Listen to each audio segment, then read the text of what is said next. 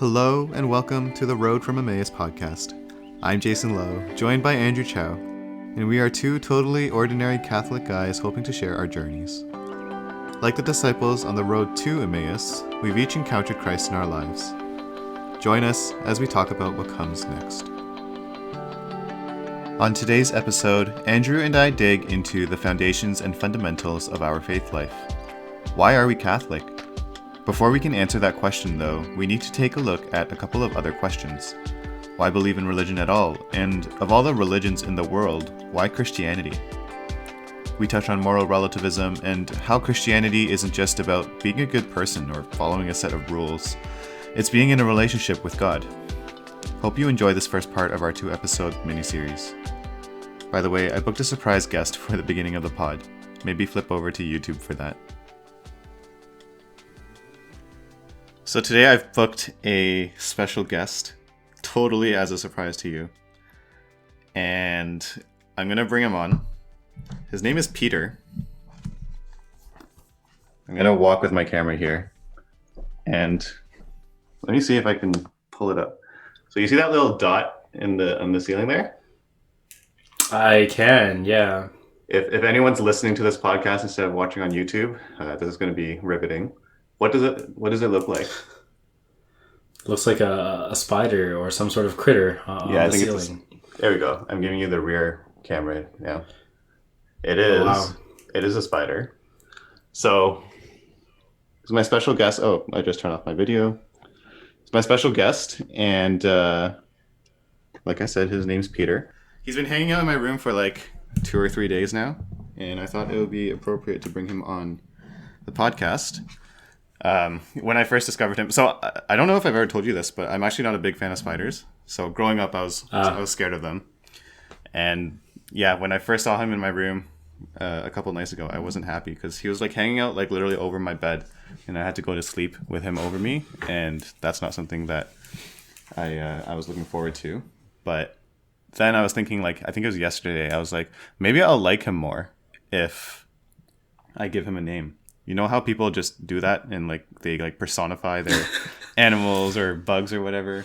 I don't think like spiders are commonly on that list of things that people will give names to, but yeah, I know, but I was trying to go against the grain there. And I mean, like, I even started thinking yesterday, like, if he came down like low enough for me to like capture him, maybe I'll keep him in like a little cup, get him some like grass to live in or whatever, and like feed him bugs or something. I think it was working because like now I'm a little bit fond of him. I really regret ever discouraging your initial segues because we're heading down some really different paths here. I don't even have a segue for this, man. I just wanted to share my story about Peter the spider. Oh well, I'm glad you have a pet. Welcome to having pets. Hopefully, it's brings you lots of joy. Peter the spider. Yes, exactly. So speaking of joy, we hope to bring you a lot of joy with today's podcast. Today we want to get a bit more foundational and talk about a few questions that we thought would be interesting for us to share our own experiences about, but also to share our knowledge about. And really the end question here is, why are we Catholic? And I think to answer that question, we actually have to go through a few other questions first, and that being, why even choose religion, right, at all? And then in terms of choosing the religion, why choose Christianity, right? As obviously, as I'm sure you, the listener, know, Catholicism is one branch of Christianity. But yeah, before we even get to why Catholicism, we thought it would be best to kind of talk about those questions first. And we're actually going to do a little two-part series thing here. So today we're going to be just talking about why religion and why Christianity. And then the next episode will go into why Catholicism for the both of us. Now, before we get into those things, we do have a bit of an exciting announcement. We had quickly mentioned it last episode on January 1st, that we had something to announce. So we are excited to announce that you can now find us on Fountain of Love and Life. So our podcast, we've partnered with them, and they have their own kind of multimedia platform. and I'll give you all the information. But just in case you haven't heard about what Fountain of Love and Life is, short form FLL. So they're a Catholic multimedia evangelization ministry. So in terms of multimedia, they do so much stuff. They do TV and radio productions. They have music productions, publications. They hold evangelization events and fundraisers. Obviously, they're on social media. Who isn't? But I think we're excited to join them, kind of as a podcast, to go on their kind of audio platform. So they were founded in 2004 by a group of Chinese Catholics. So kind of like us, they were Chinese Catholics, and they decided to do something to try to evangelize their Catholic faith, right? And so really it was a match made in heaven. But in terms of where you can find them, they are online at fll.cc.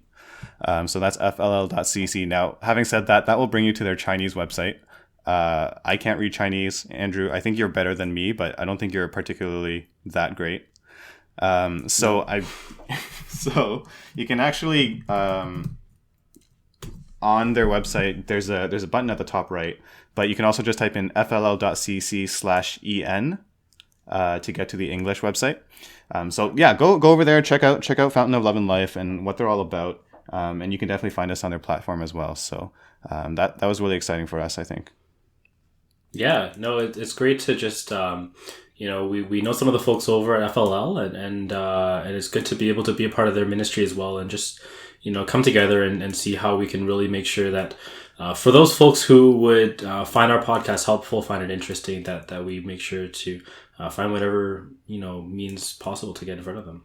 Yeah, and they're really involved, really, in the Catholic faith. Just like I said, multimedia, so many different platforms. They're mainly based in Toronto, but I know they have operations in Vancouver, I think in Hong Kong as well. And just to even plug a bit, they have weekly radio broadcasts, right, in terms of the audio side. A friend of ours, Lyndon Chan, he does a podcast with them as well, called The Holy Catholic Brew. His podcast is a bit more interview based, so his most recent one, he interviewed Cardinal Thomas Collins from, the Archdiocese of Toronto. Kind of a big deal. But he's also interviewed Father Peter Tyrone. I hope I can pronounce that right. I've met him before. He's the director of the Newman Center at Toronto. So Father Peter's great. Sister Mary Grace of the Sisters of Life. So Lyndon, that's definitely, a really good podcast to listen to in terms of you talk about knowledge-based people and authorities. Those are the type of people that he can bring on. I don't think we'll ever get someone like Cardinal Thomas Collins on this podcast. So never say never. Who knows? Who knows? And then even going into the archives of FLL's audio programs, they have another podcast called Love and Life Coffee House. I listened to it recently, and there was a friend of ours, Grace. She shared about her World Youth Day journey in Panama, and that was really good. You haven't been to World Youth Day before, Andrew. I've been to two. In Brazil and Poland, and I want to do a podcast episode on that one day, because World Youth Day, I truly believe, is one of those experiences that every Catholic needs to go on as a young Catholic. Singing Praise, another older podcast in the archives. There's a couple episodes just diving into praise and worship music, if you're into that. So the two episodes were on Lord, I Need You and Ocean. So two super popular Christian praise and worship songs. Just really diving into almost the technicalities and the beautiful lyrics that you won't find anywhere else. So just really excited again to partner with FLL and be on FLL's platforms. And now you can find us there as well as the usual Spotify and YouTube and Apple Podcasts and anywhere else you find your podcasts. All right, so let's get into it. The question of why religion, I think, is a really interesting one, because, there's so much of society who, they just kind of go through life, and they're perfectly good people, right? Good people, good neighbors, good friends, who don't believe in a God at all. And yet, this is the kind of society that a lot of us are brought up in, and I think sometimes, more often than not, that might push us as Christians and Catholics in a direction that we're not really fond of or used to. Yeah, it's our society today, in a lot of ways, it's a tradition of skeptics, right?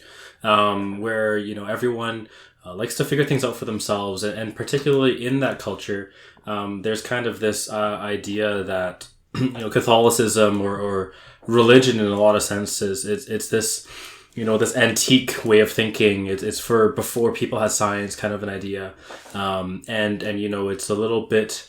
It's for my parents, and they only go because my grandparents went, kind of a thing, right? And so I think it's for us, as youth in any religion, really. In a lot of ways, we end up going against the grain, right? I shared last year, whenever it was, last year, when I went to work with the ashes on my forehead for Ash Wednesday, and it was literally to the point where people were confused. No one had any idea what was going on there. And when I started sharing, everyone was really taken aback that there's this person who's 25 years old and actually actively pursuing the faith. Like it was a weird thing for them, right? It's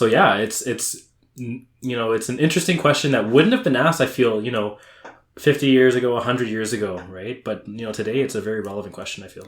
I think something with today's society, in terms of, when it comes to ethics and morals, is there's a lot of, everything is okay, or like, speak your truth, or be your best self, or all of that. Like, what is the issue with that kind of thinking? Yeah, so what you're talking about, it's called moral relativism, right? Relativism. Relativism. Close enough. Relativism, yes. So it's the idea that like morals are a relative thing, right? I have my set of morals because of how I was brought up, because of the society that I live in, and you have your set of morals, and I can't judge you for that. That's kind of the idea there, right? Mm-hmm. And I think on the surface, when you first hear it sounds kind of good, right? It's like, okay, yeah, like who am I to judge? I don't know what your upbringing was. I don't know what happened there. I don't know why you think the way you think. And so let's not judge each other for that, right? But there are some things that when you start to follow this trail of thinking a little bit further, where you start to run into a couple areas that kind of don't sit so well, right? So the first is that if we talk about this moral relativism as an idea of how you were brought up, another way of talking about it, it's almost like formalizing groupthink, right? It's how does everyone else think, and that is what's right. So society, because of how the group thinks together, right? That decides the right. So I think, one really quick question, it's quite radical, but really a quick question that starts to turn this on its head is, so does Nazism, right, the kind of rhetoric of the Nazis, become okay if most of society thinks so? Mm-hmm. If all of a sudden you wake up one day and, your neighbors and everyone has the swastika and everyone's saying like, oh man, Hitler was so misunderstood. We all need to go back to that. Concentration camps were great. We need to get rid of the scourge or whatever that turns into, right? Is that all of a sudden okay because the rest of society woke up one day and decided so, right? And I think that for most of us, when we start to think about that, yes, it's extreme, but if we accept the ideas of moral relativism, then we have to accept that eventuality, that possibility, if you will. And essentially, if we do that, then we start justifying really every kind of evil, right? We don't even have to. There's so many different, sins and evils and bad behaviors and vices that we can use as examples. But like even to go to another extreme, right? Like if murder starts, going on left and right. Does that make this evil justifiable, right? Because the rest of society thinks so. So exactly. I think thinking through that in terms of this whole idea of moral relativism, it really starts to make you think that, like, this again on the surface, this whole idea of speak your truth, be your best self. It sounds nice, right? It's nice and warm and fuzzy, and I don't bother you, and we can just agree to do our own thing, right, in life. But that will only get you. It won't get you far at all. It won't get you far in terms of really trying to figure out what what life is in terms of its meaning, right? And so I think instead, obviously as Christians, as Catholics, and anyone who is religious, there has to be some kind of objective morality, right? Yeah, exactly, right. And I feel like even if you talk to enough of these people who kind of push the rhetoric of this relativism, they'll say, well, no, society will always right itself back, right? Society will end up in the right path. And when they say that, knowing it or not, what they're saying is that means morals aren't all relative, right? That means that everything isn't subjective anymore. Exactly. There is an objectively a positive, right? There is a good. And that's kind of where we end up. And that is in a lot of ways one of the reasons why for us as Catholics, right, we really lean towards the faith, because we know that there is an objective morality and objective truth, right? And we want to move towards that good.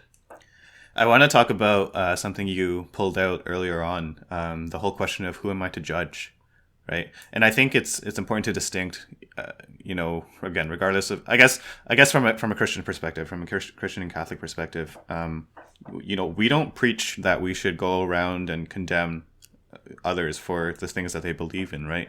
I think what we always try to encourage is to try to have real discussions, right? Try to the idea of having arguments doesn't have to end in violence. It doesn't have to end in just hating the other person, right? You can have these kind of intellectual discussions with other people of different worldviews, of different beliefs and different faiths, and try to genuinely understand and also genuinely explain where the other person is coming from, where you're coming from. And through that kind of intellectual discourse, that's how you really convince others, if you need to, right? Evangelize to others that the objective truth, that the real truth is, for us at least, the Christians, what Christians believe in terms of following Jesus and following God. Yeah, and it's more than just, how do I get the other person to see my side of things, right? It's also showing that you yourself have an actual pursuit of truth, right? And I know we're going to get to that in a second, but it's something worth touching on here is that you can't say that I believe in the objective truth and I believe in discovering that truth if you're not open to having a conversation about that, right? If you're not opening to, like, when you talk about intellectual discourse, right? What that really is, if we're breaking it down, is two people coming to the table to try and find the truth. That's really what it is. And if you approach it that way, then sure, some people will get, a little bit, energetic. Some people will get a little bit more heated. But if you come at it that way, then it makes it a lot easier to engage in that type of conversation with a healthier kind of mindset of, I don't really care how upset you get. I'm just here to find truth. And if you disengage from that, then, you disengage, right? That's right for you. That's fine, right? But for me, I'm going to keep on going after the truth and going for, using my reason the best way I can. Yeah, it's interesting. And I don't know what I'm going to bring up. I don't know where it's going to go, but there's actually a really low key kind of relativism that happens a lot. And I'm going to call myself out from like 60 or 120 seconds ago, and also call you out for 30 seconds ago. It's very easy for us to say, it's really worked its way into our own kind of language and vocabulary these days to say things like, for me, right? And even for, so when I was explaining, again, like 2 minutes ago about this whole idea of, what Christians believe, I caught myself prefacing it with, for us at least. And I'm kind of on the fence about this, and, it'd be nice to get your thoughts too. On one hand, you don't want to come across as overly brash. You don't want to force your views on the other person, because that can just as well drive the other person in the wrong direction, right? Like they think you're forcing it onto them, you're suffocating them, and suddenly they're just like, I don't want to talk about this at all. Now, on the other hand, you don't want to be too tolerant of things like exactly what we're talking about, relativism, right? By saying things like, for me, you are inherently just being like, this is this thing that I'm telling you about, that I'm trying to proclaim to you, that I believe is the truth. It's only for me. It's only applicable for me. And it's, or as I said, for us at least, right? So I don't know. I don't know if you have thoughts on this in terms of what the balance is. Yeah, I do, right? And I think, it's also easy to get oversensitive to the whole topic. So what do I mean by that? There's the one side of saying, like, what is my truth, right? And that's something I think we want to shy away from, right? To your point, we don't want to say this is my truth, because we're looking for objective truth to what we just said a few minutes ago, right? But at the same time, what someone else does, that can be right for them at the moment, right? So what's right for me to do right now is different from what's right for you to do right now, right? You know, and how we're going to interact with different people. So I think that there is a difference there, and there's a level of acceptance in the sense of, you know, recognizing where you and the other person are at, right? You know, if for your examples that you brought up, right? If being too brash is not going to help this conversation, then it's prudent for me not to do so in an act of charity for the other person, right? Like, I love you enough that I'm not going to do this to like make you heated and upset you, right? It's not to say that I don't think that what I think is true. It's not to say that I don't think that will be true for you as well, but I know that you're not going to be receptive at this point, so let's not, you know, rock the boat unnecessarily, right? And I think that's kind of what I meant by, like, you know, that might be the right thing for that other person to do at that moment, right? So I think there is a difference there. And this is really a big thing of humility as well, right? Is to say, like, you know, just because I'm pursuing truth doesn't mean that everything that I discover I have to go to the street corner and tell everyone about, right? I think that that's a really important piece of the pie here, is that, you know, we're not doing this in a vacuum, right? Like, I feel like I say that a million times, but, you know, we're pursuing truth at the same time as pursuing virtue, right? As Catholics, and, you know, one of the virtues is humility. So, like, you don't have to go out there. You don't have to start preaching. You know, you can discover truth quietly on your own as well. Right? And God will give you that opportunity if he wants to use you as his instrument, right? Exactly. So we've spent quite a bit on relativism. Is there anything else you wanted to talk about before? There was one more thing I wanted to say, but I don't know if you had anything else. Yeah. No, go for it. Yeah, okay. So, yeah, you know, just as evidenced by this, I don't know, 8 to 9, 10-minute conversation on relativism, it's a huge topic. Andrew and I, like, it's not even fair to say that we've barely skimmed the surface. There's a lot to kind of dive into, and it's so relevant to our society today. Like, it is the most relevant, one of the most relevant topics in terms of differentiating between, you know, again, what we believe as objective morality and objective truth versus what society will push on us, right? And if there's one thing I would recommend is there's a really awesome series called Who Am I to Judge? Precisely that question that we talked about. It's by Dr. Edward Sri. You can find it on Formed if you have a subscription. Again, if you don't have a subscription, you can find it through your local parish, most likely. But yeah, the series is called Who Am I to Judge? And I don't know how many episodes or lectures it is, but it's so full of rich information in terms of how to think about moral relativism that I would 100% recommend it. I've listened to it myself and watched it myself, and honestly, it's a great series to follow. Yeah, Dr. Sri is really great. He breaks things down really well. I find you know, he'll take big theologies and big philosophies, and he'll kind of break it down into layman terms, which is nice. Yeah, exactly. So in terms of the second thing that we want to talk about in terms of answering the question of why religion, it has a structure of consistent thinking. And I think that really helps in terms of shaping our worldview. But maybe you want to go into it a bit more. Yeah, so I think, you know, one of the things that happens in society today is that, you know, I think all of us realize that to some degree, it's a world of fads. You know, where does society swing us into? What does society say is the case? And there's actually, so I want to bring out something that I went on a retreat a few years back, and one of the guys at that retreat, he said something that I thought was really profound. And what he basically said was that the reason why he chose to stay with Catholicism and with religion, even when he was on the fence about it, even when he was starting to like go into different directions, is that he tried the whole society thing. He tried to dive into that, but he found it was so hard to keep up because society would just keep justifying the unjustifiable, right? Whatever's next, it would just justify. Whatever it thought would be fun, it would justify, even if, you know, 30 days ago that was awful. Mm-hmm. And so he found that was such a, you know, dynamic and, you know, just a morphing society to live in, that it was difficult to ground yourself, difficult to know, you know, how do I establish who I am?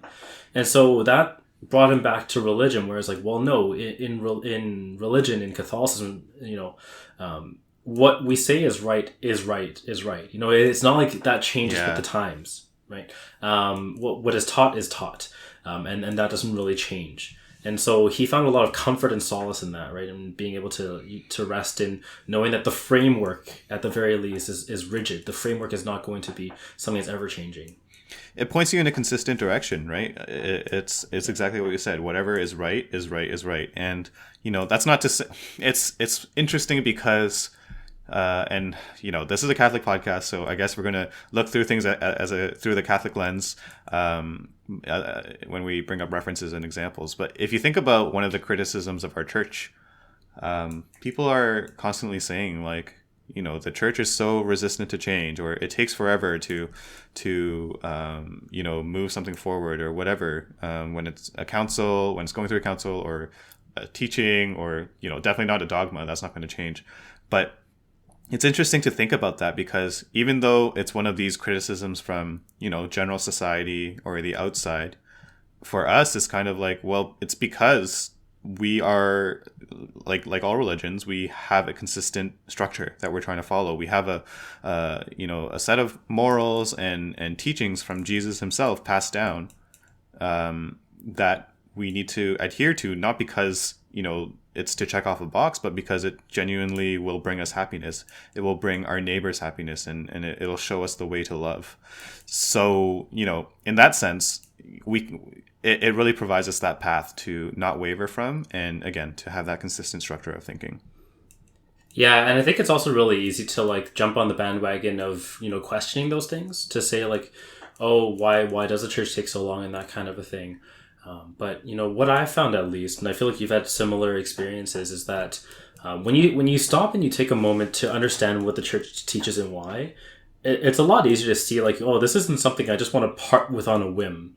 These aren't things that we can just, because of the flavor of the month, we're going to say, maybe we were wrong. Mm-hmm. These are things that have, been tried and true through, centuries and through millennia, right? That the church has taught. And the new things that do come through, because it's not that new things don't happen, right? Take, for example, even in our generation, right, with St. John Paul II and the theology of the body, right, where people would say like, oh, is this something new?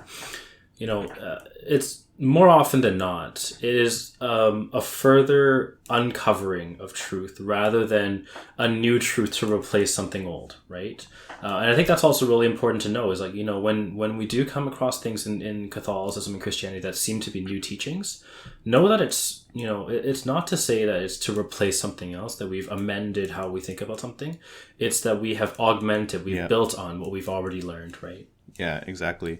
And, I guess the flip side, we would be remiss not to point out the flip side of this, that being, that it doesn't necessarily mean that the church is perfect. We live in a fallen world, and the Catholic Church itself has had, its fair share of scandals, right?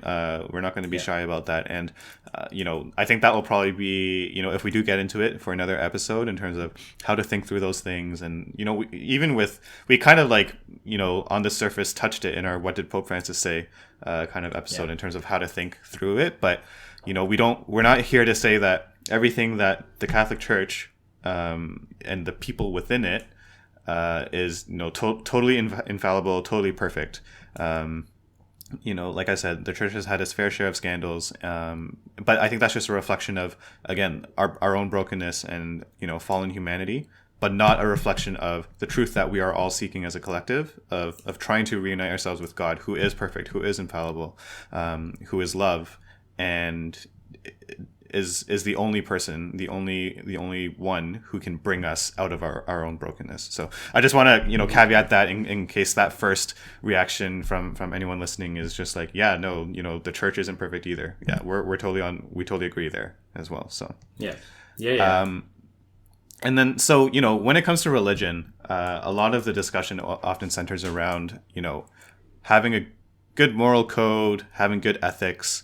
But, like I said off the top, you don't have to follow a religion to just, be ethical, or to have good morals, or to love, or to be a good neighbor or a good friend, right? So religion kind of brings to life more than just having a good moral code, right?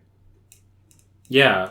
It oftentimes it begs the question, right? When we think about religion as just a framework to be a good person, is like, do I really need help to be a good person, right? So I talked to my spiritual director about this, and he brought this up, and it was a really good question.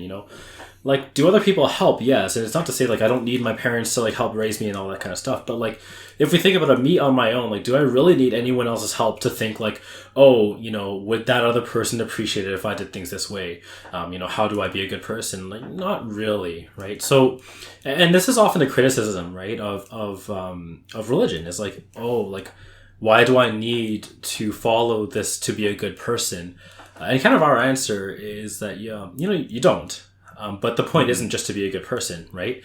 And this is kind of, we're following a bit of a trajectory here. For those of you listening, if you can notice, like, we start off being like, well, what about all this morality thing? Well, there is a good morality, right? And then now we're like, well, is that the point? Well, no, right? And I realize it sounds a little bit contradictory, but it is heading in a direction, right? To say, the morality is good and it points towards a truth, but that truth, and I'm going to sound a little bit overly scholarly here, but like the truth goes beyond that morality. And I'm not trying to sound whatever, but it's just there, right?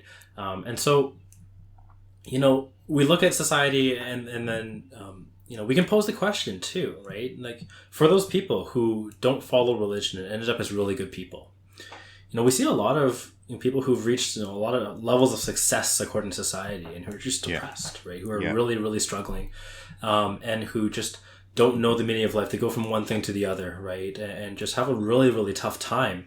And I feel like that's almost a testament that, like, being a good person isn't really the point. Like there has to be something more to that.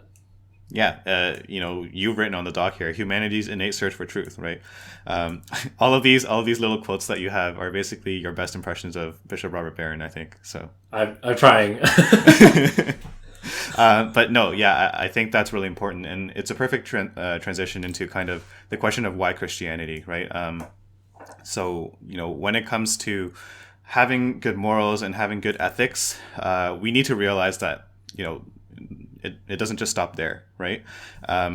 And before we kind of delve more into this question, I do want to say that, Andrew and I aren't here to we're not going to get into comparing to other religions. When we talk about Christianity, when we talk about Catholicism, I think mainly for us, there's a way to go about that. But either, we're not, I don't know, we don't have the way of saying that stuff that we're a little worried about offending others, or you can just call us cowards, but that's not something that we want to do or go into. But we do want to kind of expose Christianity a bit more and kind of talk about that and share about for us, there's that again, why Christianity is something that is meaningful to us, right? So yeah, going back to what I was just saying, in terms of it's not just about finding good morals. The core of Christianity, it's not about being a good neighbor. It's not about, just loving the person next to you. It's believing that Jesus came and conquered death, right? And through his coming, through God, coming down to be a part of all of us, right? To be a human himself. And then to go through, his passion and his suffering, to die the way he did, and then resurrect and essentially conquer death. That paved the way for redemption for all of us. And it showed us that, again, I had mentioned our brokenness. Despite our brokenness, we have hope. We have hope because Jesus has come to give us hope. And we ourselves can defeat sin, we can defeat Satan, and we can defeat death because Jesus did. And I think that the way you had put it, as we were talking before our podcast, was that, good ethics and good morals and good behavior, that's just kind of on the path towards this ultimate goal of reuniting with Jesus in heaven, right? And joining the kingdom of God. So we have to, if anyone thinks that Christianity is just good ethics and good behavior, that's really not it. Yeah, I feel like if we even zoom out a little bit, the core question I feel like Christianity really answers is like, was I made, and if so, what was I made for? Yeah. Right? Like, more than just like the biology of it, right? Like, why do I exist? Like that kind of question of existentialism, right? It's like, why am I here? And the Catholic, the Christian way of thinking is that I was created by love for love to be loved, right? And that's why do we talk about Jesus coming and conquering death? Is because, once we start to look at that and really explore it, that testament, or there is no greater testament, I should say, than Jesus' life, right? No greater example of that, kind of part of creation, that purpose, right? It's almost like a case study, if you will, right? To put it in another way. And so, why do we talk so much about that? Why does, here's another question, right? Like, why do we look at as our symbol a crucifix, right? Like a symbol of Roman torture. Why is that what we look at? Yeah. It's bizarre, but it's because that is the piece that really most represents all those pieces and summarizes all those pieces that we talk about in terms of why we were created, what we were created for, and how we can pursue it. I want to quickly bring in last Sunday's gospel. So this was the gospel on Sunday, January 10th, 2021. Gospel of Mark, chapter 1, verses 7 to 11. And in this gospel, this is where Jesus gets baptized. And he enters the Jordan and gets baptized by John. And the way the gospel ends is, and at once as he was coming up out of the water, he being Jesus, he saw the heavens torn apart and the Spirit like a dove descending on him. And a voice came from heaven, "You are my son, the beloved. My favor rests on you." So last Sunday I watched, we're all in coronavirus pandemic situation, so couldn't go to Mass, had to watch it online. And I watched the Mass celebrated by Father Mike Schmitz. And the homily he gave, I thought, was excellent on this particular gospel. And he really talked about how at this moment of baptism, we need to remember that even though Jesus, as God, was born without sin, what he was doing in terms of getting himself baptized was, we need to remember that that's a really humble act for him, because for all of us, when we think about baptism, the idea of that is to wash away our original sin, right?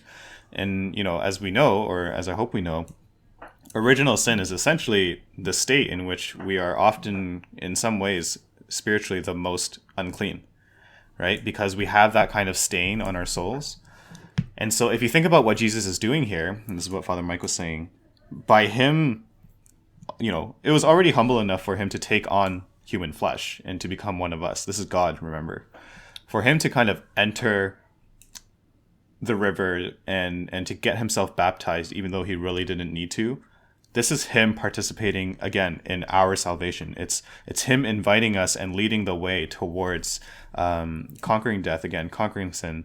And I think that really just feeds into, again, to get to your point about why were we made, right? It's just purely because God loves us so much. And, we are God's children. We are his beloved, and his favor rests on us. And it's really crazy almost to think about, God's love in that kind of way.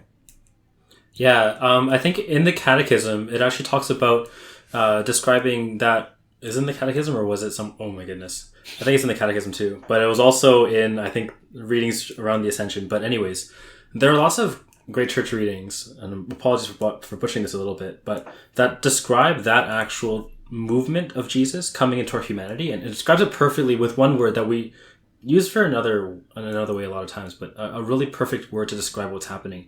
It talks about the condescension of Jesus from Godhead to humanity, right? And condescension not in the sense of like, oh, look at me, I'm so haughty, but like in terms of the literal sense of going from something higher to a lower state. Yeah. Right. And to your point, down to, the low place that we're at before baptism.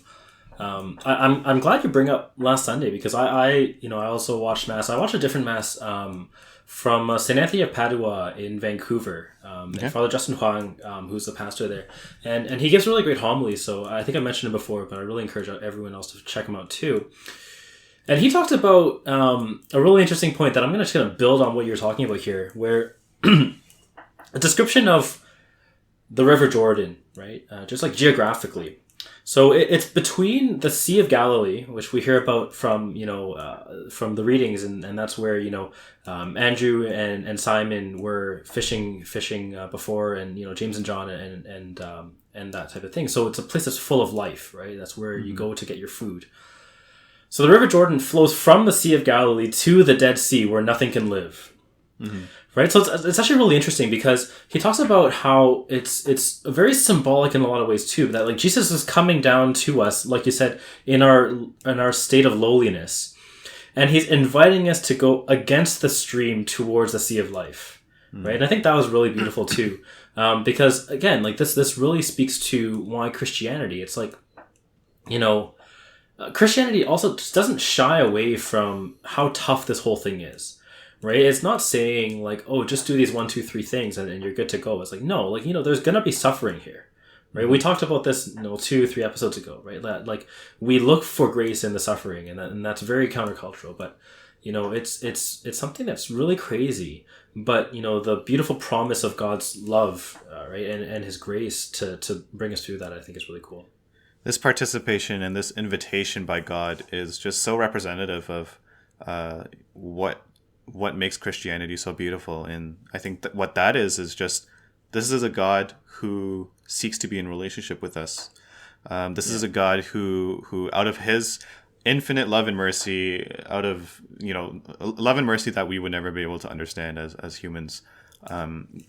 He's not a God that's just hanging out up there, playing with us as toys or whatever and laughing at us from afar. This is someone who actually walked the earth with us, and on top of that, same thing. He didn't just sit on a throne made of gold and order us to do things. He walked in the humblest of ways. Last episode we talked about how he was born in a manger. Remember, manger isn't something that is you want to be born in. This is something that animals feed from. And then he I've already talked about this, but he suffered so much pain and before even his death, right? So it's important to remember and to stay grounded in what kind of God we worship, right? This is a God who seeks to be in relationship with us. Yeah, and I think it's really well summarized by reading back, just rewinding to Advent. I think it was Isaiah. When God basically said, and paraphrasing here because I don't have the actual verse in front of me, but God basically talks about how, the kings of Israel have done such a poor job of shepherding that he says, like, I myself will come to shepherd you. I myself will come to redeem you, right? Yeah. And that summarizes it so well. It's like, look, I'm not just going to your point, I'm not just going to stay at arm's reach the whole time. I'm just going to get into the thick of things, get into the mess of it, and be with you through it, right? And that's something that is unique to Christianity, right? Unique to show that this is something that was prophesied, that God declared would happen, and actually did happen, right? When we first started planning for this episode, we were saying that, like, we want this to be a bit more of an intellectual episode. There's a bit of sharing here, there's a bit of our own experiences, but try to talk a bit more from the knowledge side, maybe. But again, we would be remiss when talking about Christianity to not talk about how God wants to be in relationship with us. It's something that I think is truly unique to the Christian faith, and is a very, very core tenet of what it means to be a Christian. Just moving on here, I think there's a really prominent quote here that you put from C.S. Lewis. I don't know if you were going to read it out or whatever you want to do with it. Yeah, I'll read the whole quote. I might as well. And just before I do read it, I feel like this really wraps up most of what we talked about today anyways. In terms of seeing Christianity as something more than just a set of moral codes, right? So he talks about Jesus, who he is, and his implications in him. So I'll just take a direct quote from C.S. Lewis here. Quote, I am trying here to prevent anyone saying the really foolish thing that people often say about him. And I guess a quote again in here. He says, when people say, I'm ready to accept Jesus as a great moral teacher, but I don't accept his claim to be God. That is the one thing we must not say, says C.S. Lewis. A man who was merely a man and said the sort of things Jesus said would not be a great moral teacher. He would either be a lunatic, on the level with the man who says he is a poached egg, or else he would be the devil of hell. You must make your choice. Either this man was and is the Son of God, or else a madman or something worse. You can shut him up for a fool, you can spit at him and kill him as a demon, or you can fall at his feet and call him Lord and God. But let us not come with any patronizing nonsense about his being a great human teacher. He has not left that open to us. He did not intend to. So I think this is a really great quote because C.S. Lewis doesn't mince any words here, right? He straight up calls it foolish to say that Jesus was just a great moral teacher. But I think he makes a really great point, right? It's like, it's weird to just say, like, he said some great things when really, if you think about it, Jesus said all of these equally with, I am the way, the truth, and the life, right? What comes to mind is some of the things that even lost him disciples, right? And when he said, like, only those who gnaw my flesh, right? Who, like, actually go and eat my flesh and drink my blood will achieve eternal life, right? Like, these are things that they're not, just tame things that he said. So, it's really weird to only take some of what he said and not others. Yeah, and I think this quote is really good just to remind us, right, as a bit of context that, there are people out there who believe that Jesus existed and that Jesus walked this earth, but they just say that, again, he's just a great moral teacher, and this is what C.S. Lewis is getting at. But for us as Christians, we genuinely believe him as not just some guy. He is the one true God, the one true living God. So like you said, I think it's a perfect way to kind of wrap up this episode, just to kind of remind us of how this is someone who, what took on our human flesh, but at the same time was God. So. So like we said, our next episode, we're going to dive into a bit more of why are we Catholic? Like, why did we, we talk so much about the Christian faith and God being in relationship with us. And often I think, if we were to go back over our episodes, that's kind of, it covers a lot of the tenor of what our episodes are. So we want to get into a bit more into, why did we specifically choose the Catholic Church? Obviously, the other alternative, the other big alternative would just be Protestantism. There we go. I got it. So we'll be going into that next episode. So keep an eye out for that. Again, we're really excited to find ourselves on FLL. So you can go check them out, listen to us there. But otherwise, we hope this episode was good for you, just in terms of understanding religion, understanding the Christian faith. And it's a big conversation. I think this ended up being another longish episode, but it's a big conversation and it deserves that conversation. So keep an eye out for us, and you'll hear from us next time. Bye, everyone.